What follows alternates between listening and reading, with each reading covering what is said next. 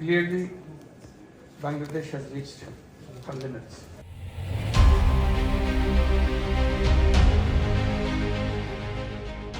জাতিসংঘের সাধারণ পরিষদের অধিবেশনে যোগ দিয়েছেন অন্তর্বর্তী সরকারের প্রধান উপদেষ্টা ডক্টর মোহাম্মদ ইউনূস। মঙ্গলবার নিউ ইয়র্কে চলা ৭৯তম অধিবেশনে যোগ দেন তিনি। এরপর বিভিন্ন অনুষ্ঠানে যোগ দিতে দেখা যায় তাকে। নিউ ইয়র্কের ম্যানহাটনে ফ্রেন্ডস অব বাংলাদেশ আয়োজিত সংবর্ধনা সভায়ও অংশ নেন ডক্টর ইউনূস।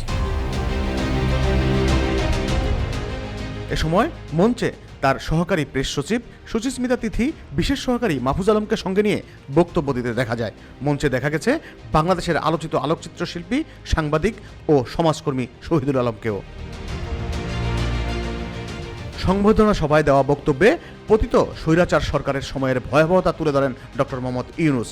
সভা শেষে প্রধান উপদেষ্টার সঙ্গে ছবি তোলার হিড়িক পড়ে যায় উপস্থিত সুধী ও প্রবাসী বাংলাদেশিদের মধ্যে। এ সময় লাইন ধরে তার সঙ্গে ছবি তুলতে দেখা যায় অনেককে, যার মধ্যে অন্যতম ছিলেন সাবেক মার্কিন রাষ্ট্রদূত পিটার হাসো।